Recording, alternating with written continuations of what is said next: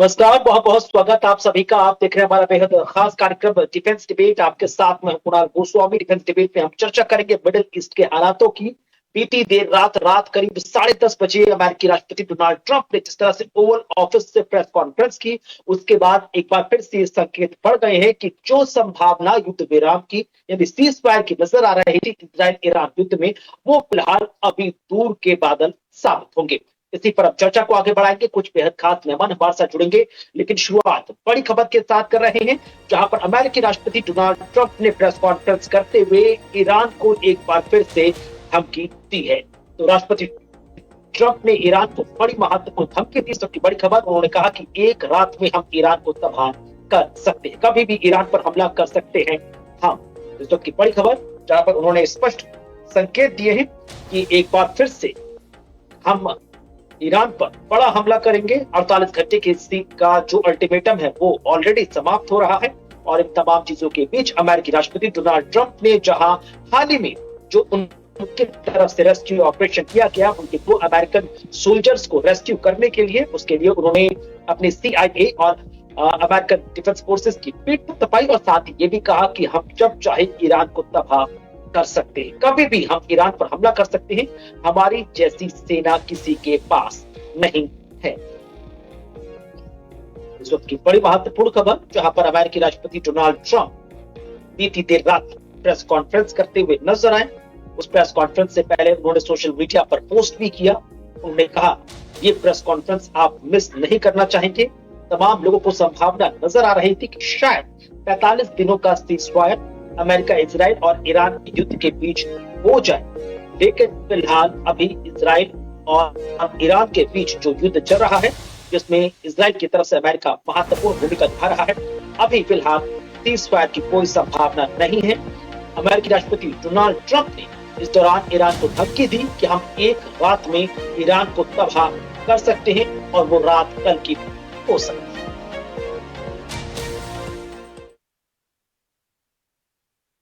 Today to celebrate the success of one of the largest, most complex, most harrowing combat searches. I guess you would call it a search and rescue mission ever attempted by the military. Generally, when planes are knocked down in war, especially when you're fighting a strong group, an evil group, you can't really do this because you send in 200 men to pick up one. And it's something that's usually not attempted as much as you want to attempt. And bad things happen to that one or two. And in this case, we did two, and it might not have been attempted before.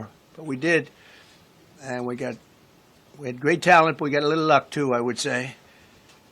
And we were helped by a lot of people, a lot of great people. And it was an honor to be involved with it. It's very historic. This is a rescue that's very historic. It'll go down in the books. Late Thursday night, an American F-15 fighter jet went down deep inside enemy territory in Iran while participating in Operation Epic Fury, where we're doing unbelievably well, well at a level that nobody's ever seen before. The entire country can be taken out in one night, and that night might be tomorrow night. Both members of the crew ejected from the aircraft and landed alive.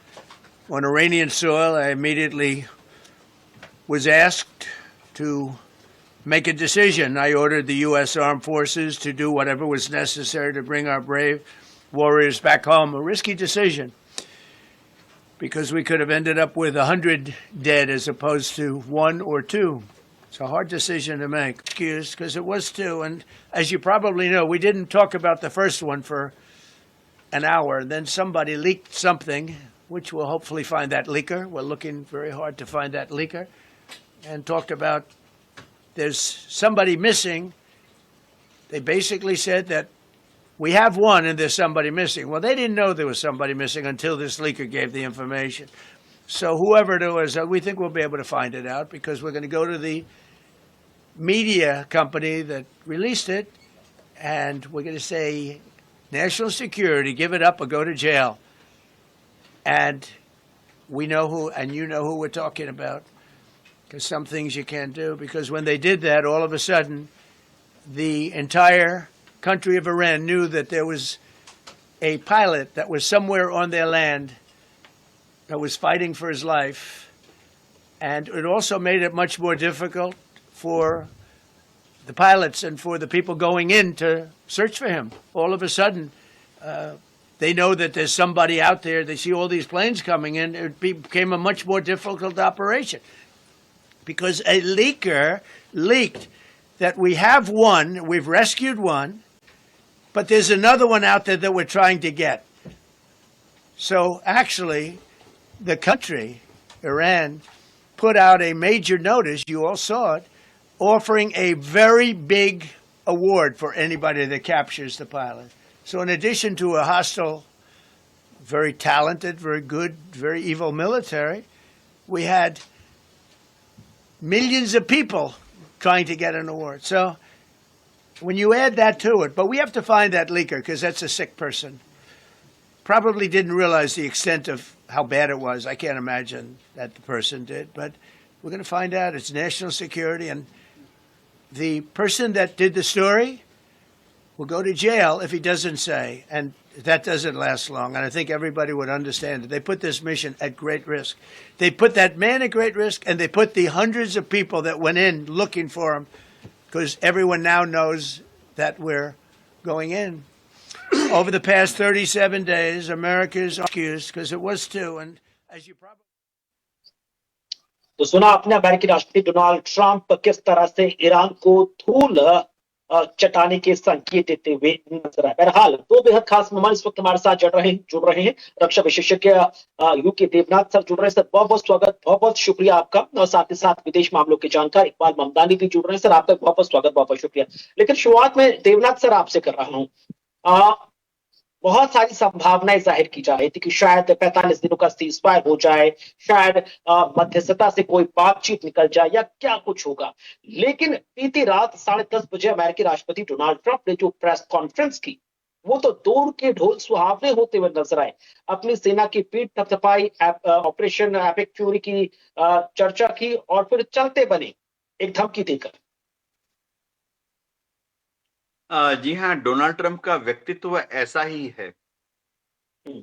जब भी उनको लगता है कि वह अपनी दुंदुभी बजा सकते हैं, तो वो अपनी दुंदुभी बजा देते हैं।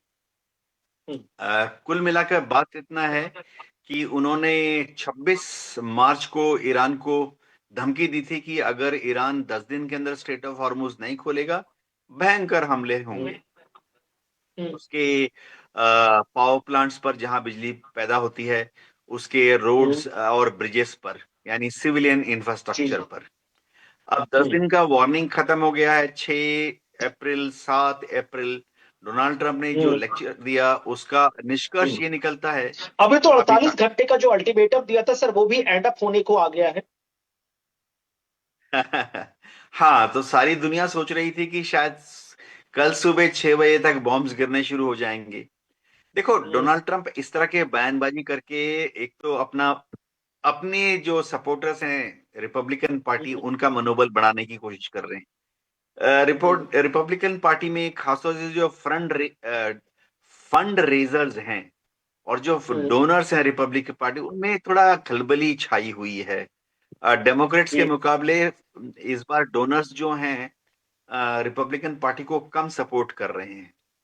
तो वो इस तरह की बयान देते हैं ताकि आम अमेरिका में ये खबर जाए, ज्यूज इम्प्रेस हो जाएं कि डोनाल्ड ट्रंप इजराइल के लिए लड़ रहे हैं, और डोनेशन जो है, जो कि अभी बूंद बूंद करके आ रहा है, वो झरने की तरह आना शुरू हो जाए। नवंबर में मिड टर्म इलेक्शन है, उनको लाखों अरबों डॉलर्स की जरूरत होती है इलेक्शन लड़ने के लिए। लेकिन मुद्दा ये है कि बमबारी क्या कल सुबह 6 बजे चालू होगी या परसों सुबह 6 बजे चालू होगी? हाँ कुणाल, देखो, डोनाल्ड ट्रंप कंफ्यूज कर देते हैं सबको, साइकोलॉजिकल वॉरफेयर करते हैं। उनके साथ कई बार आप देखेंगे कि डेडलाइन खत्म होने के पहले ही बमबारी चालू हो गई, बातचीत चल रही है, बमबारी चालू हो गई। तो ऐसा बयान दे देकर वो सिर्फ शायद ईरान के हम्म, पॉलिटिशियंस को, ईरान के जनरल्स को भ्रमित करने की कोशिश कर रहे नहीं, हैं। लेकिन सर ईरान की चौंकाने जो वाली आम बात तो आवाम ये है। थी ना कि जिस वक्त अमेरिकी राष्ट्रपति डोनाल्ड ट्रंप कल बीती रात प्रेस कॉन्फ्रेंस करने जा रहे थे, उससे ठीक पहले जो ईरान के नए सुप्रीम लीडर हैं मुज्तबा खामनेई, उन्होंने कहा कि भाई ईरान में हुई हर एक नेता की हत्या का बदला ईरान सूद समेत अमेरिका इजराइल से लेगा। लेकिन इकबाल ममदानी सर, आपने इस कॉन्फ्रेंस को क्या देखा? क्या ये सिर्फ अपनी से अपने अपने मुंह मियां मिट्ठू होने वाले संकेत थे कि भाई हम आ रहे हैं, हमारी सेना जैसी कोई सेना नहीं है? आपने दो अमेरिकन सोल्जर्स को निकालने के लिए 177 विमान आपने भेज दिए, और आपको यह भी एहसास हो गया कि भाई फूड्स एंड ग्राउंड ईरान के अंदर it's not an good cup of T, और अब जो इन्होंने रेस्क्यू किया उसके बाद तो और भी संभावना चली गई।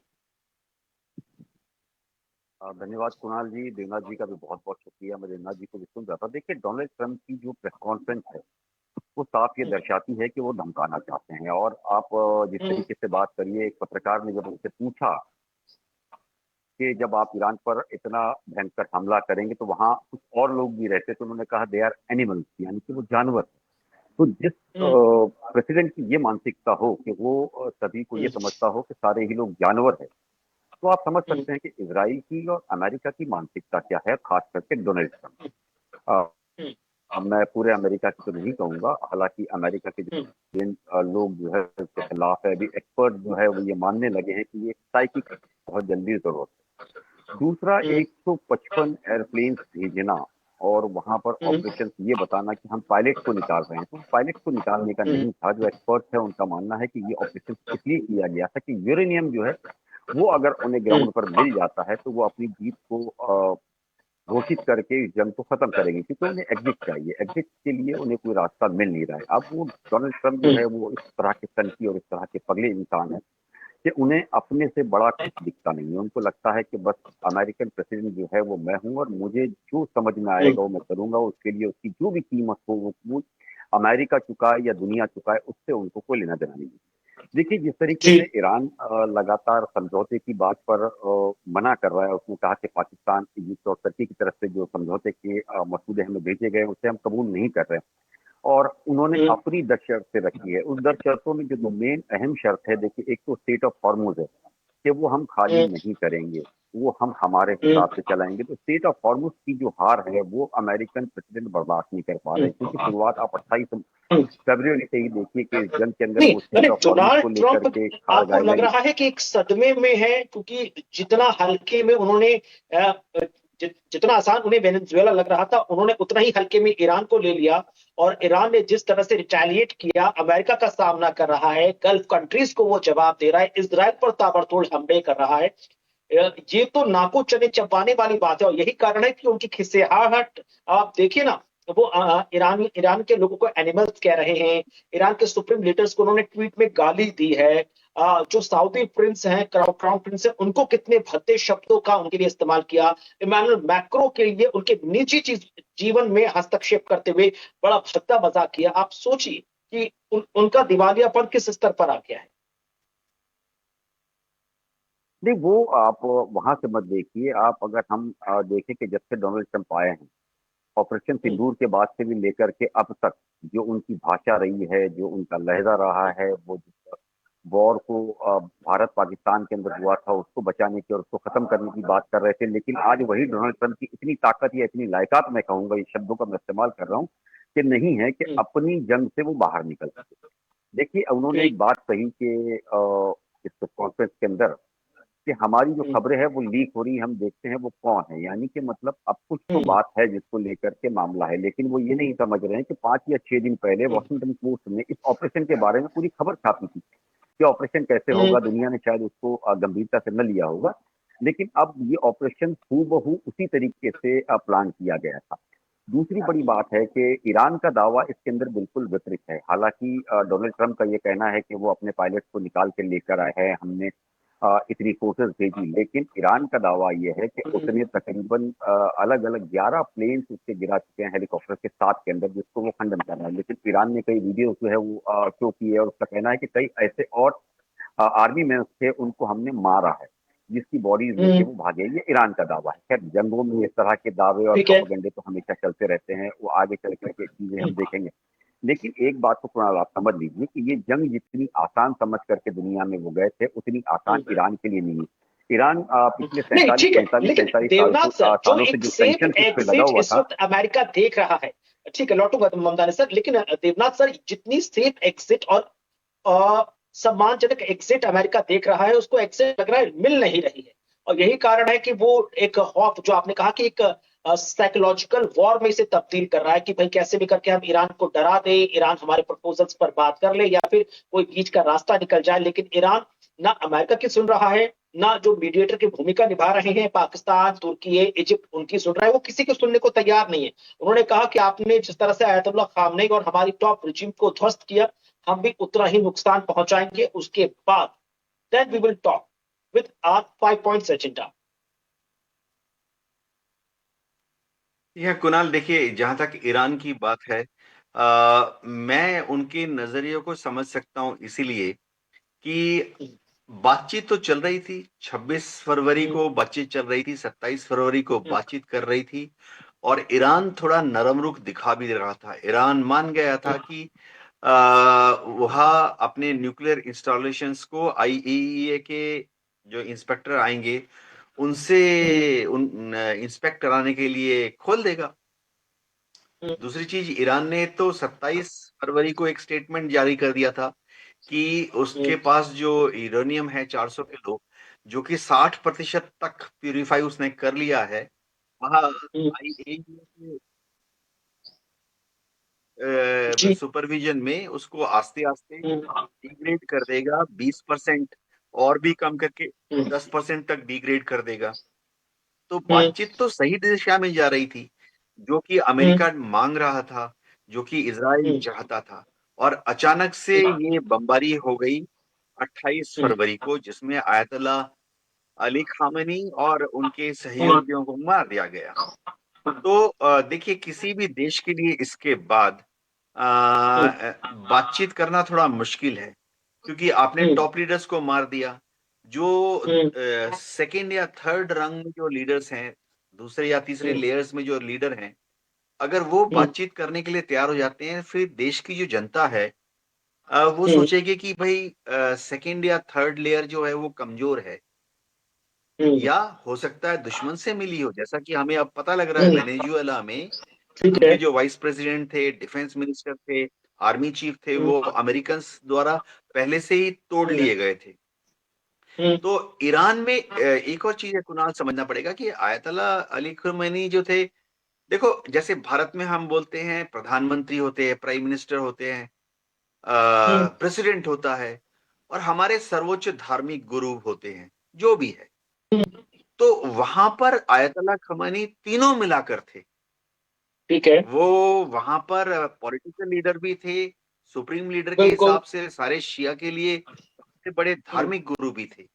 तो कोई भी देश अपने देश के सबसे बड़े धार्मिक गुरु को अगर दुश्मन एलिमिनेट करता है, तो इतने आसानी से भूल नहीं सकता। ईरान लड़ेगा, बदला भी लेगा।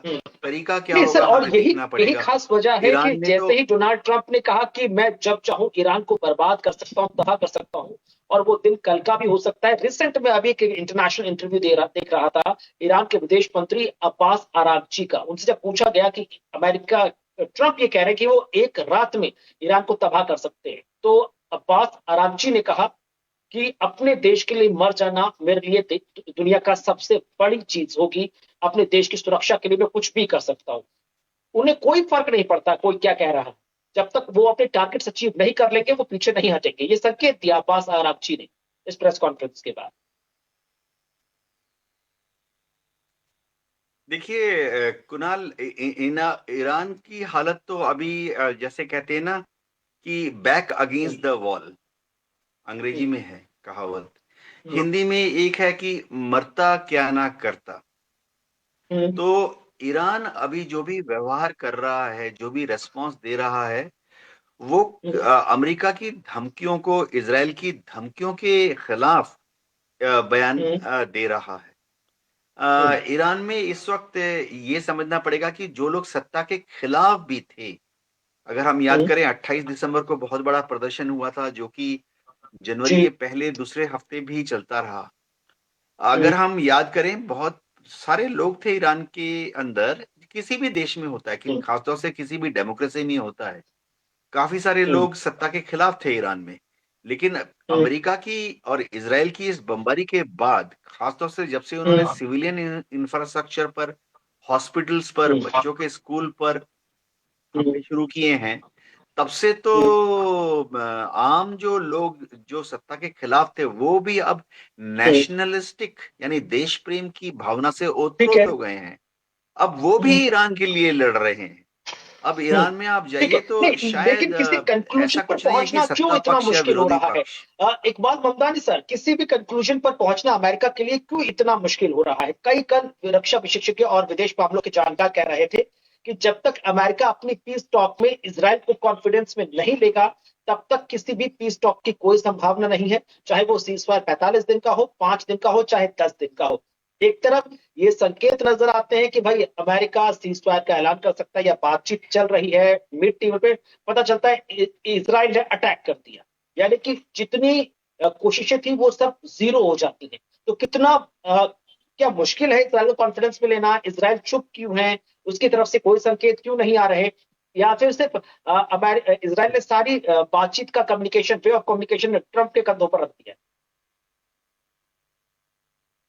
देखिए कुणाल जी, मैं बहुत अच्छी से बता दूं, देवनाथ जी भी अच्छी से जानते हैं। हुँ, अमेरिका और खास करके डोनाल्ड ट्रंप की ताकत नहीं है कि वो अपने आप से फैसला कर दें। जब बीच में भी उन्होंने इन हुँ, सारी चीज़ों की बात की तो साफ तौर पर उन्होंने बेंजामिन नेतन्याहू ने कहा था कि मैं उस समझौते को मानने को तैयार नहीं हूं। और हुँ, ये तकरीबन 3 दशक से ज़्यादा हो गए कि नेतन्याहू ये चाहते थे किस तरीके से कि इस जंग में अमेरिका जो है वो शामिल हो जाए। हुँ, डोनाल्ड हुँ, ट्रंप किस वजह से, किस मजबूरियों से शामिल हुए हैं, उस पे अब ईरान भी सवाल उठा रहा है, कभी एप्स्टीन हुँ, फाइल का, और अमेरिका के अंदर भी इस तरह की चीजें बात होने लग गई है। तो जो भी हुँ, मजबूरी हो, लेकिन एक आप मान के चलिए इस पूरे मामले के अंदर कि हालात अब ऐसे हो गए कि अमेरिका निकलना, एग्जिट चाहता भी है, लेकिन उसे एग्जिट दी नहीं जाएगी। जितने भी पीस हुँ, टॉक होते हैं उसके अंदर आप देखिए कि लगातार इजराइल जो है वो किसी तरीके से वो चाहता है कि वो समझौता ना हो सके, वो एक लगातार कोशिश हुँ, उसकी बनी रही है। यही एक कारण है कि इस जंग को इतनी आसानी से खत्म होता हुआ आप नजर नहीं ला सकते। दूसरा सबसे बड़ी बात अभी जो हुँ, आ रही है वो ये है कि कल के प्रेस कॉन्फ्रेंस के बाद आप देखिए तुरंत ईरान का एक जवाब आया है कि अगर अब हमला हुँ, हुआ तो हम हुँ, अमेरिका को भी, वॉशिंगटन को भी एक टारगेट बनाएंगे।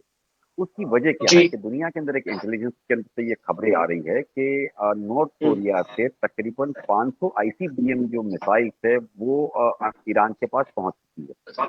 अगर हुँ, ये खबर सही है, आप समझ लीजिए कि मैं 0.% भी समझ रहा हूँ कि ये सही है, तो आप ये हुँ, समझिए कि ये बैलिस्टिक मिसाइल अमेरिका को हुँ, बहुत आसानी से टारगेट कर सकती है, क्योंकि उसकी जो रेंज है ठीक वो है। 15,000 किलोमीटर से लेकर के 18,000 किलोमीटर है। हुँ, अगर यहाँ हुँ, इसने काम शुरू किया और अमेरिका पे अगर इस तरह के मिसाइल छोड़े गए, तो आप समझ लीजिए कि इनके लिए बहुत बड़ी मुसीबत बहुत बड़े लेवल पे हो जाएगी। वो इस अर्थव्यवस्था को संभालना उनके लिए खतरा बन जाएगा। फिर ये हो सकता है कि न्यूक्लियर वॉर की तरफ दुनिया जो है चली जाए, लेकिन इतना आसान अमेरिका के लिए न्यूक्लियर वॉर पे हमला करना भी नहीं रहेगा।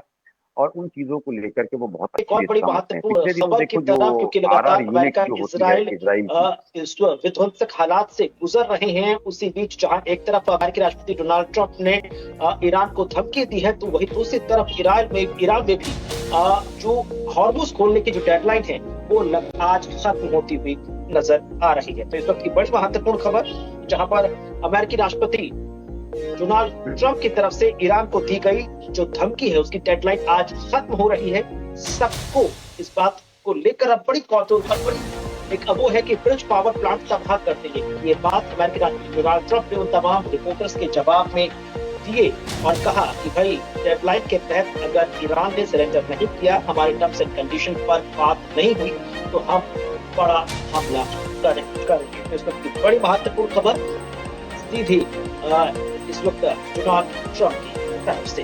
सर, देवनाथ सर, ये जो अमेरिकी राष्ट्रपति डोनाल्ड ट्रंप ने 48 घंटे की जो डेडलाइन दी थी वो जो आज खत्म होती नजर आ रही है, आपको क्या लग रहा है? क्योंकि लगातार नो डाउट अमेरिका और इसराइल अटैक कर रहे हैं, ईरान की तरफ से रिटेलिएशन भी हो रहा है, डेडलाइन खत्म हुई उसके बावजूद ईरान की तरफ से तो ऐसे संकेत नहीं आ रहे, कोई बातचीत नहीं होगी, किसी तरह का कुछ नहीं होगा। तो आपको क्या संभावना नजर आ रही है? इस 48 घंटे के बाद भी फिर कुछ नहीं, नीलबट्टा सन्नाटा? अ, कुणाल, डोनाल्ड ट्रंप को कोई बड़ा सा एक जीत चाहिए, ताकि वो बड़े सा एक उपलब्धि दिखाएं और फिर कहें कि ठीक है, अमेरिका जीत गया, और अमेरिका की तरफ से युद्धबंदी करें, चले जाएं वापस। जाहिर बात है, नेतन्याहू को भी बगल में जबरदस्ती रख जी। के नेतन्याहू को भी वापस ले जाना पड़ेगा।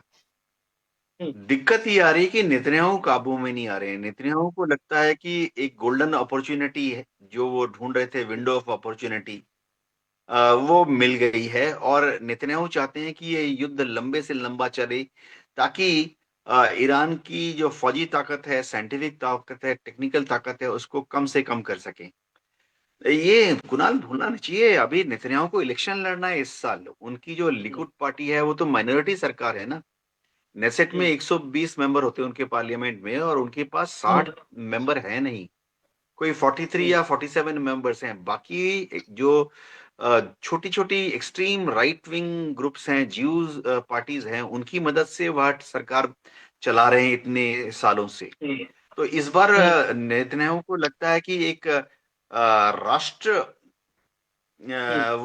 एजेंडा फॉलो करते हुए दुनिया को, अपने अवाम को दिखाना चाहते हैं इजराइल की, कि देखो, नेतन्याहू ने लेकिन सर आपको नहीं लगता है इजराइल कि ईरान को नो बर्बाद डाउट, किया। जैसा आपने कहा उसके देवनाथ सर, बाद जैसा आपने कहा इलेक्शन, कि ईरान के तो वो लिए ये तो उम्मीद कर रहे हैं अस्तित्व की कि लड़ाई इस है कि इलेक्शन अगर में वो हार गया तो उसका नेतन्याहू जो अस्तित्व है वो संकट में पड़ अपने जाएगा। बलबूते पर लेकिन 60 सीटें अगर जीत ये जाएंगे। नेतन्याहू और ट्रंप की तरफ से कुछ दिक्कतें आती हैं, तो आपको क्या लगता है कि भाई उनकी साख पर कितना बड़ा बट्टा लगेगा? अमेरिका की सुपर पावर इमेज कितनी जल्दी कोलैप्स हो जाएगी? और नेतन्याहू जो लगातार दावा कर रहे थे कि आईडीएफ जैसा कोई नहीं, इसको कितना नुकसान होगा सर?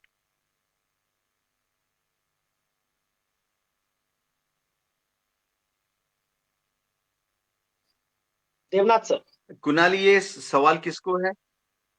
आप ही से सर। अच्छा अच्छा।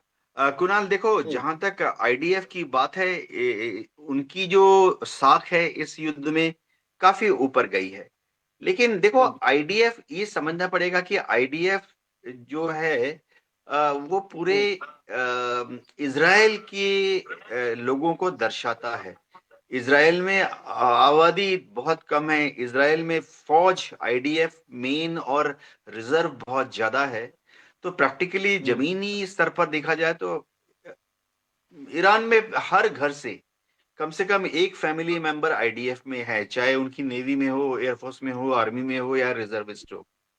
वो क्या रहा है कि हर घर में आप चले जाइए, खासतौर से ज्यूज घरों में, जो फिलिस्तीन इजरायली हैं उनके घरों में भी हर घर से या तो एक पिता, एक बेटा, या एक भाई फौज में है।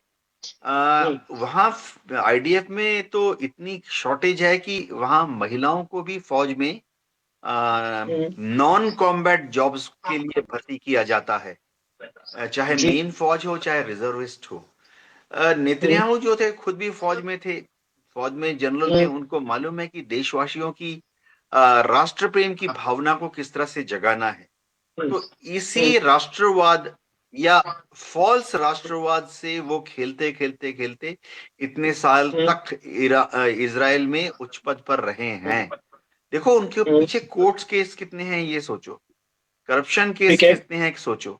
वहां की जुडिशरी उनको पकड़ना चाहती है, क्योंकि नेतन्याहू ने जुडिशरी के पर काटने चाहे। लेकिन फिर भी राष्ट्रवाद का खेल खेलते हुए नेतन्याहू हमेशा सबसे एक कदम आगे रहे हैं डोमेस्टिक जी। पॉलिटिक्स में। जी। ठीक है, लेकिन ममतानी सर, अगर मैं गल्फ कंट्रीज के तरफ से ये समझने का प्रयास करूं तो आप किस नैरेटिव पर पहुंचेंगे? क्योंकि नो डाउट ये 48 घंटे की डेडलाइन खत्म हो रही है। ट्रंप कह रहे हैं कि हम पावर प्रोजेक्ट्स को या पावर प्लांट्स को हम सीधे निशाना बनाएंगे। तो इस ईरान भी जानता है कि अगर आपने किसी भी इंफ्रास्ट्रक्चर को तबाह किया अमेरिका इजराइल की तरफ से, तो वो सीधा रिएक्ट करेगा गल्फ कंट्रीज पर। गल्फ कंट्रीज की सांसें कितनी ज्यादा बढ़ जाती होंगी कि भाई अमेरिका रिएक्ट कर रहा है, तो उसका नुकसान हम गल्फ कंट्रीज को अलग से भुगतना पड़ेगा। हम लोग गेहूं में घुन की तरह पिस रहे। देखिए, मैं आपको बता दूं, ये सिर्फ गल्फ कंट्री को नहीं, ये इजराइल को भी भुगतना पड़ेगा। जो लेटेस्ट जानकारी आ रही है वो ये है कि रशिया ने तकरीबन ऐसे 55 ठिकाने जो है इजराइल के जो पावर प्लांट के माने जाते हैं उसकी पूरी लिस्ट उन्हें दे दी है, और वो टारगेट। दूसरा, इजराइल की चप्पे चप्पे की लोकेशन हंडाला ग्रुप के पास मौजूद है। ये हंडाला ग्रुप एक ऐसा ग्रुप है जिसका काम हैकिंग करना है, और वो दुनिया के अंदर बड़ा मशहूर है। पिछले दिनों इसने जो आरआर ग्रुप माना जाता है इजराइल का, जिसे आप ये कह सकते हैं 9900 उसको कहा जाता है, उसकी हर चीज हैक कर दी थी। और ये इतना पावरफुल ग्रुप है कि जो आईडीएफ के ऊपर होता है। मतलब बहुत कम लोगों को दुनिया में पता होता है कि आरआर नाम की कोई चीज है, और वो एजेंसी का क्या काम है, किस तरीके से वो ऑपरेट करती है। उसी का काम होता है हर जगह टारगेट को दिखाना, क्योंकि वो के हर वो चीज को लेकर के लगातार चीजें करती रहती है। यही एक कारण है कि पिछले दिनों आप देखें कि जितने सटीक निशाने ईरान के हर जगह बैठ रहे हैं, वो इजराइल भी उससे अछूता नहीं है। दूसरी बड़ी बात है कि मिडल ईस्ट के अंदर भी जितने प्लांट्स है या तो जितने ब्रिजेस है, ये सब भी उनके निशाने पे। आपको शायद याद होगा कि ईरान ने कहा था कि जो गूगल के पास लोकेशंस नहीं है, वो लोकेशंस भी हमारे पास मौजूद है। यानी कि जो हंडाला ग्रुप है वो बहुत बड़े लेवल पर काम कर रहा है इन सारी चीजों को लेकर के। और अभी जिस तरीके से इजराइल ने सारी इंफॉर्मेशन दी है, चाइना अब धीरे धीरे करके सपोर्ट कर रहा है, तो ये साफ दर्शा रहा है कि आने वाले दिनों में इस जंग का खामियाजा जीसीसी कंट्रीज के साथ में इजराइल को भी बहुत बड़े लेवल पे उठाना पड़ेगा। अच्छा, ईरान के अंदर प्रॉब्लम ये है कि ईरान की जो अर्थव्यवस्था है या जो पावर प्लांट है, उसने इस तरीके से जंगों को देखते हुए बनाई है, क्योंकि उसने पिछले जो ईरान इराक का जंग देखा था, उसके बाद में उसने सारे ही प्रोजेक्ट को एक जगह मर्ज नहीं किया। उसने तकरीबन 400 जगह पर इस तरह के अलग अलग पावर प्लांट बना के रखे। ईरान के अंदर जो सबसे बड़ा पावर प्लांट है जो बिजली सप्लाई करता है, वो सिर्फ 3% करता है। तो आप समझिए कि पूरे ईरान को अंधेरे में लाने के लिए तकरीबन 400 से ज्यादा जगह पर आपको टारगेट करने पड़ेंगे, जो कि बहुत बड़ी चुनौती है। और जिस तरीके से जिस तेजी से लगातार इनके विमान अमेरिका से गिरा रहे हैं, और रशिया ने कुछ दिन पहले ही साफ कर दिया था कि अब ईरान के पास वो टेक्नोलॉजी आ चुकी है कि वो अमेरिकन फ्लाइट एयरक्राफ्ट जो है वो गिरा सकते हैं। हमने देखा भी पिछले दिनों के F-15 से लेकर के F-10 से लेकर के F-35 जितने ऐसे जहाज गिने जाते थे कि जो रडार की और सैटेलाइट के अंदर नहीं आते थे, उसे भी जो है लगातार उन्होंने टारगेट किया है। तो ये जंग जितनी अमेरिका समझ रहा है उतनी भी आसान नहीं है। 4 दिन का नहीं, ठीक है, लेकिन आखिरी सवाल, ठीक है होने आए। मुमतानी सर मैं समझा, लेकिन आखिरी सवाल देवनाथ सर आपसे कि अब क्योंकि जिस तरह का रिटेलिएशन एक्शन का रिएक्शन हम देख रहे हैं, ना ये युद्ध और ज्यादा विध्वंसक होता नजर आ रहा है, ना ये कमजोर पड़ रहा है, एक पर्टिकुलर पॉइंट पर नजर आ रहा है। क्या कारण है इसका? कुणाल देखो, अब ये युद्ध आगे इसलिए चल रहा है क्योंकि डोनाल्ड ट्रंप जो हैं वो पीछे हटना नहीं चाहते। उनकी एक फॉल्स प्रेस्टीज पे चोट पहुंच रही है। बहुत ही इगोइस्टिक हैं। वो अपना जो डोमेस्टिक ऑडियंस है उसको दिखाना चाहते हैं कि वो कहते हैं ना, रैम्बो वाली इमेज दिखाना चाहते हैं कि भविष्य की पीढ़ी याद करेंगे कि वंस अपॉन ए टाइम, एक समय एक महान अमेरिका का प्रेसिडेंट था जिसका नाम डोनाल्ड ट्रंप था। उसने अमेरिका के और इजराइल के जो दुश्मन थे उनको एक ही वॉर में मिट्टी में मिला दिया। इस तरह का वो नैरेटिव भविष्य की पीढ़ियों के लिए छोड़ के जाना चाहते हैं। तो एक साइकोलॉजिकल प्रॉब्लम है। जी कुणाल। साइकोलॉजिकल इश्यूज की वजह से लगातार डोनाल्ड ट्रंप की जो स्टेटमेंट है वो उनकी क्रेडिबिलिटी पर सवाल भी खड़े कर रहे हैं। बहरहाल आप दोनों ही खास मेहमानों का बहुत बहुत शुक्रिया, देवनाथ सर, ममतानी सर, हमारे साथ जुड़ने के लिए, इस पूरे महत्वपूर्ण विषय पर विस्तार से अपना अपना नजरिया पेश करने के लिए। तो बहरहाल देखना बेहद ये खास होगा कि आने वाले वक्त में जो डेडलाइन खत्म हो रही है अमेरिकी राष्ट्रपति डोनाल्ड ट्रंप के 48 घंटे की, क्या उसके बाद ये युद्ध और विध्वंसक होता नजर आएगा या फिर उसी ही रिदम पर चलता रहेगा, जिसका जवाब ईरान भी उसी तीव्रता से देता नजर आएगा। इसी के साथ छोटे से ब्रेक का खबरें आगे जारी।